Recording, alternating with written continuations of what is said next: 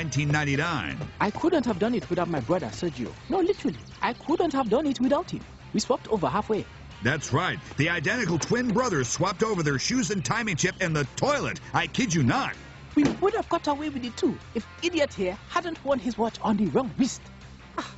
Oh yeah, different wrist. Oh, I can't believe we are related. Disqualified. Talk about out of order.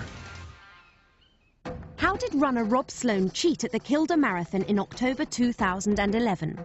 Did he A, catch a bus, B, use roller skates, or C, take a shortcut? It was A. He caught a bus and then hid behind a tree until the first two runners had gone past. He too was disqualified. The Greeks may have invented boxing, but it was us Georgians who in 1805 made some changes which led to an incredible transformation. Thanks very much, and it looks like tonight is going to be a real cracker. Let's meet the fighters. Yes, first up, we've got London's finest, the huge, the undefeated, Jack Tough Tom Holmes. Let's take a look at Tough Tom in action. He's a real expert at classic Georgian bare-knuckle boxing, where two rivals stand stock still and slug it out. Yeah. Next up, it's the newcomer, all the way from New York in the USA. It's the comparatively smaller Bill Richmond. Bill was born a slave in New York, USA, and learned his trade boxing for entertainment at the Duke of Northumberland's dinner parties. I have to say, he looks a lot smaller than Tough Tom. I think this is going to be carnage, John. Certainly looks that way, Steve. Seconds out, round one. Oh, and Tough Tom is really fired up for this one. Oh, I can't watch. Hold on, what was that? It looks like Bill Richmond has got out of the way of one of Tough Tom's punches. Is that allowed? I guess. Oh, and he's got out of the way of another one. That is extraordinary. Nobody has ever got out of the way in the whole history of boxing. Although, when you come to think about it, not letting your opponent hit you in the face is not a bad idea. Yeah, he's invented a whole new technique here. It makes you wonder why nobody ever got out of the way before. Well, probably because their heads were mashed up by all the boxing. Oh, he's floored him. He has floored him. Oh, and it looks like Jack Tough Tom Holmes is out for the count. You're out! And Bill, get out of the way, Richmond, is the winner. Back to the studio. Of course, the boxing move that Bill Richmond invented isn't really called the getting out of the way. It's now known as the bob and weave, though I personally prefer the move known as the scream and run away. Shocking Scotland! Sporting events have always been popular in Scotland, but it wasn't until the Georgian era that the Highland Games became an annual event with some pretty extraordinary contests. Well, today's programme features a number of traditional Highland game pursuits. There's the running race, the lifting a heavy stone competition, and throwing a hammer, preferably in the direction of the bagpipe player. Oops. Feel a bit bad about saying that. Anywho, there's one particular event that caught my attention, and I have the winner here with me now. Jamie, congratulations. Thanks, Andrea. So you won for the bizarrely named Twisting the Cow competition. Can you tell us exactly what that involves? Well, Andrea, it involves twisting the forelegs off a cow. A dead cow? Aye, a dead cow. We're not animals. And can you tell us exactly how you made it through to today's final? Well, I put in a lot of hard work, but mostly I did it on the hoof. On the hoof. I imagine twisting the leg of a cow is pretty difficult. Do you get many injuries? Aye, well, I did tear a calf muscle during my warm-up, but I've never been injured myself. And what was your prize for winning? A fattened sheep. Great. And are you confident about winning next year's competition? Aye, I'm quite bullish about it. Good luck with that. Back to the studio. Want some? No, sorry, I'm vegan. OK, fair enough. Which of these was a genuine Scottish sport? Was it A, haggis chasing, B, horse skull sledging, or C, Scotch egg and spoon racing? The answer is B. In the Middle Ages, people would slide down Heading Hill in Stirling on a horse's skull. They called the sport hurley-hacket.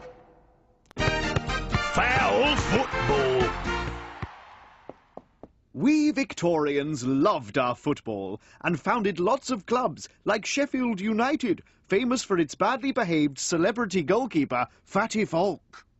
In this week's 235 magazine, we've an exclusive interview with the Victorian footballer they're all talking about, celebrity goalkeeper William Fatty Falk. Who ate all the pies? Who ate all the pies? I did. I once ate my entire team's dinners, and I was still a bit peckish. We've got all the Mount Mountain stats. He's nearly 2 metres tall and 150 kilograms. Yes, that's right, a whopping 150 kilograms. He recently moved to Chelsea for a record transfer fee of £50. He's the most expensive footballer ever. And we've got Fatty's top tips on keeping goal. Tip 1. I find the best way to stop the opposition scoring is to fill the goal, literally. Oh, a few more pies should do it. Tip 2. Do try not to lean on the goalposts. I find you can easily break them. Tip 3. Get angry, really angry. The only thing I like to see in the back of my net is an opposition striker. Yeah, sometimes I like to throw him in. Oh! Yes, with the inside story on Fatty's famous temper, as we meet the referee who was so scared of Fatty, he hid in a cupboard. Don't tell him I'm in here. And that's not all. Enter our Spot the Ball competition, and you can win your own genuine, pure leather Victorian football. Be warned, they get a bit heavy when it's been raining. 235 magazine. Everything you need to know about Victorian football every week. Buy it now. Or I'll get angry!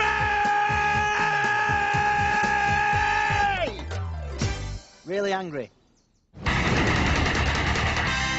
Coming up next on this horrible history sports special, it's time for Tudor football. Yes, it's nothing like football, and Tudor football is nothing like football. Let's go over live to the 1500s to join our commentator, Pitchside. I'm here with Alan, captain of the Roxbridge Village team, who's here to tell me a little bit more about the sport. So, Alan, I understand it's a very important match here today. Yes, Gary, it's nice to see the whole village has turned out. Yeah, great to see so much support for the team. Support? No, they're not support. No, everyone plays for the team. No, the whole village is playing. It's our village versus the neighbouring village. I see, and what's the score? Oh, it's still 0-0, but we did come close to a goal. Thrilling. How close exactly? About 2.5 miles. 2.5 miles? Yeah, we play between two villages, and the winning team is the team that gets the ball through the cemetery gates of the opposing village.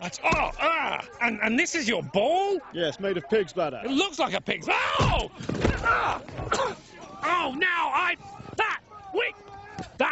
that is inexcusable. Where is the referee? There's no referee, there's no rules. Oh, that does explain the black eye, the broken finger, and what appears to be a bitten ear.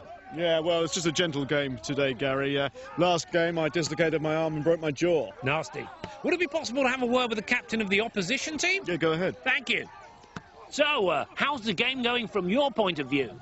Hi, Gary. Yeah, pretty good. I think it's going to be a long one, though. It could go on for hours. I think some of the lads will end up flat on their backs by the end. Exhausted? No, dead. You know, this is how brutal the game can be, you know. Do you want to be on our side? Because I'll certainly give it a go.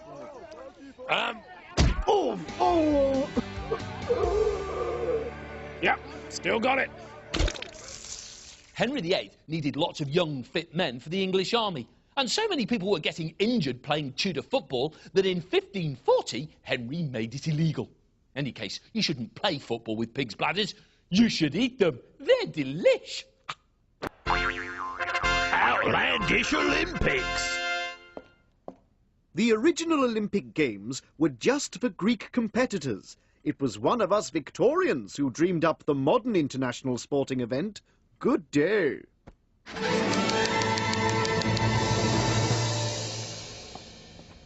Bonjour, gentlemen. My name is Baron de Coubertin. Bonjour, monsieur. Ça va? Vous parlez français? No, don't ever do that. Okay, so I would very much like to pitch the story of the first Olympic Games. Greece. The Acropolis. Clash of the Titans. This could be interesting. Get your sunblock. Greece is hot. Apologies, gentlemen. I think there is some confusion. I don't want to pitch the story of the ancient Greece Olympics. Whatever, so long as you're wearing togas. No, there won't be any togas. It is not the Olympics from thousands of years ago. The games I started is the modern Olympics from 1896. Is anyone else here, like, really confused? Always. I think I get it. You created the modern Olympics. Yes! The first Olympic Games since the original ancient Greek ones. Well, no, because I have a friend, William Penny Brooks. He created an Olympics in 1850 in the small Shropshire village of Much Wenlock. It is what I based my Olympics on. So what you set up was the third version of the Olympic Games?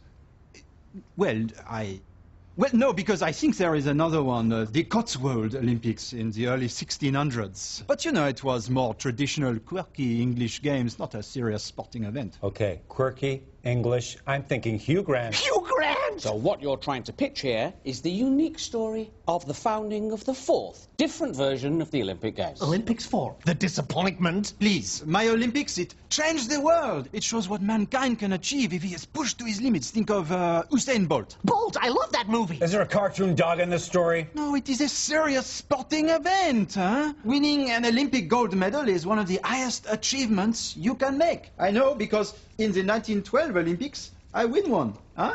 Look at this. Bling! Impressive. And for what particular sporting event did you win that? Literature. Okay, I think we're done here. On your marks, get set, get out.